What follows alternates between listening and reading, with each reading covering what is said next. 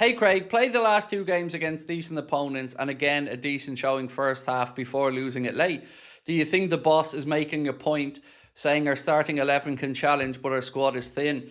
I do. I really do, Paul. And it's a really good point that you've brought up, mate. That's exactly how I feel as a fan. And I think that's the point that Iriola's trying to make. And on top of that, I think you can see the ones that he doesn't think have a future. The ones that came on really late in the game. So I'm thinking Ramsey, Elliott, Chiesa, players like that. But yeah, it was a good first 45, as you said, and we looked like we were in great form in that 45. I really liked what I've seen from Isak and Wirtz together up top. I thought that was really encouraging. But again, the fall off. And that's the problem, because we can get sucked into thinking about starting 11, 12s or 13s, but over the course of a long season, we're going to need depth, and we just don't have the quality and depth at the minute. That's not down to Andoni Iraola. That's down to those at the recruitment side of the club, and they've 3 weeks to figure it out. Itachi said, Isak and Wirtz will come good. Rest, I don't know. Our second team is for the championship. Yeah, look, the second team, the levels isn't there. You're right. Like, you can make some allowances, of course, and there will be players coming back in. I understand all of that. But yeah, that's the thing that I took away from today's game most is first 11, first 14, really good, competitive team. Lots of positives to enjoy from that. But I think Paul might be right in what he said about Iriola trying to almost ram home and emphasise the point that the drop-off after that is quite severe. And we knew this as fans, to be honest, but hopefully the recruitment team now understand it as well. Getting Araujo in is certainly, understandable, but we still need the Barcola signing. We probably need a midfielder as well. Curtis Jones not being in the squad today, the club are saying was down to some discomfort he felt in his hip. So let's wait and see if that leads to him playing in the next game. And we do have some positive words from Iriola around the situation with Xhaka, at least. He said this, Xhaka, we were in doubt whether to pick him today. Should be fine for the next one. Curtis, something wrong with his hip. Didn't make sense to risk.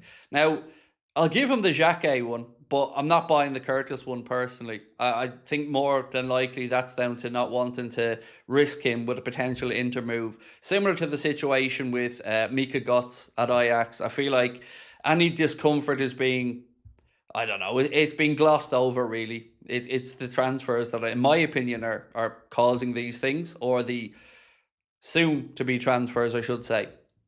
Jack said, with the squad depth question, I think we need to take into account we have 3-4 players that are injured, and we move up to about 17, 18 quality players.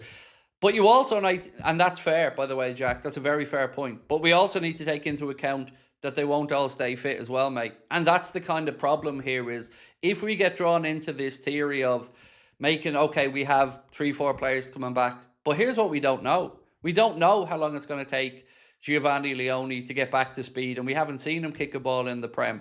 Obviously, Jeremy Xhaka, I think we're all fairly confident that one will go all right. Gomez, I don't see staying fit for the season, and I still have some issues with some of the backup players like Costas as an example.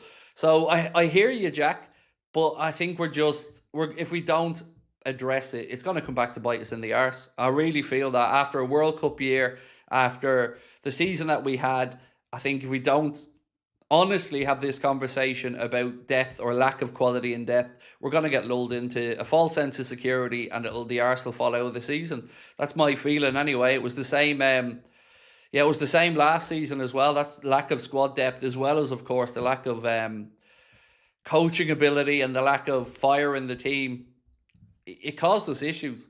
And over the course of a long campaign, we can't expect Virgil to play every minute of every Premier League game. We can't expect players who have a history of having some injury records to stay perfectly fit. We can't expect the likes of Isak to play 2 games a week. So I get it, and I do appreciate where you're coming from, Jack, but I just don't believe we'll ever see the full 17 or 18. And it's a 25-man squad we should be putting together as well. Frank said, the game made me realise how badly we need Barcola. I'm still confident we get him, but can't help getting nervous every time we rotate. We look shell-shocked. 100%.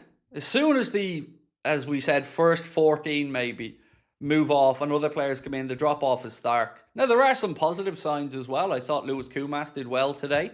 I I don't know what game the Echo were watching, but somehow they gave Ryan Gravenberch an 8. And I remember 2 or 3 times he gave the ball away, one of them leading to a goal. So I don't know where they pulled the 8 out of, but I thought Gravenberch was okay today.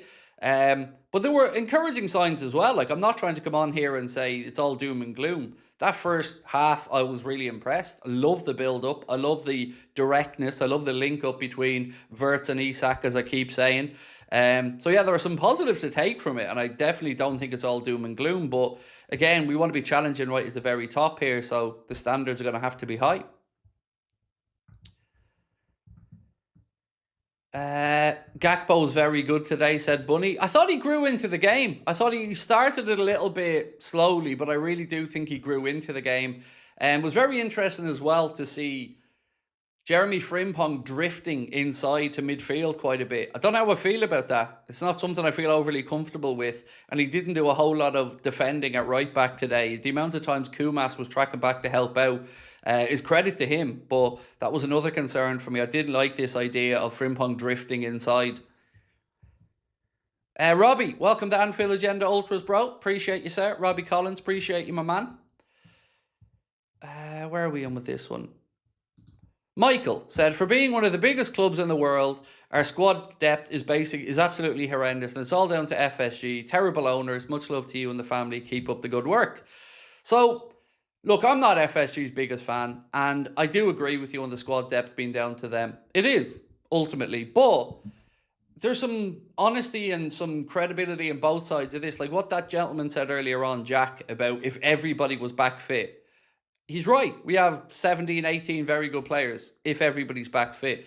But you'd want to be very, very, very, very lucky to go through the season and not pick up more injuries or strains or niggles. And then, you know, the likes of Leone coming back, I fully expect we'll see 1 or 2 little niggles and muscle injuries for him.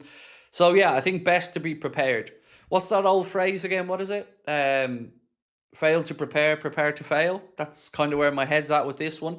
And I don't remember too many seasons where we've rolled the dice on trying to keep everybody fit and it working out. You know, it's few and far between in my memory anyway. Robbie said, loving this setup, Craig. Hope you're keeping well, my man. I'm doing really good. I was actually only saying to somebody earlier on, Robbie, life's good at the minute, mate. You know, the weight's gone in the right direction. The channel's doing well. If Liverpool could just get on board and start winning games of football and looking more like we're ready to go for the season, I think I'll be pretty calm about everything. But yeah, I don't know. Today was I don't know if I feel like it was a sobering game, but it was a reminder, you know, of the drop-off. And that's the kindest I can be about it, because there are lots of good things to look at.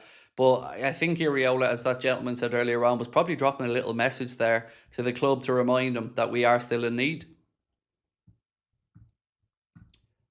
And I would say, honestly, I'd put our first 11 up against almost anybody, or even our first 14. You know, I'm definitely not on here to say we're up shit creek. There's lots of positives, but, you know, we have high ambitions as a club, and I want Iriola to succeed. I dare say everybody does. And to do that, he's going to have some depth in the squad, or, you know, we're going to be talking about almost or nearly's again. And it was good to see. I had a quick look on social media the few hours I've been off between the game and now. And everybody on the same page, even the lads at the Echo were saying, you know, signings are needed here. Messages are being sent out here to show that, look, it's a good squad, but it's not a complete squad.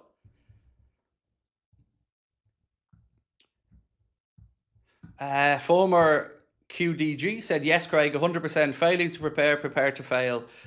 Big military saying too.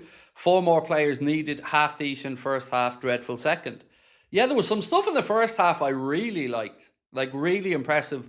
Really liked the Wirtz goal and the build-up to it. Szoboszlai obviously picking the ball up, playing it out to the right, to Frimpong, and then Kumas going on the overlap. Frimpong slips it in. Kumas floats a nice ball to the back post. Gakpo heads it. Bit of a melee, and then Wirtz scoops it into the net. Definitely wasn't Isak, by the way. Yeah, I know. I still looked at it back, by the way, and I'm still confused with myself on it. But there was some good stuff. Yeah, definitely. But, you know, I don't know about anybody else, but it really kind of hit home how sobering it was when they scored from the corner again. You know, that was, whatever about conceding a third goal, we really did need to see it conceded from a set piece. That kind of reminded me, shit, yeah, we do have some work to do.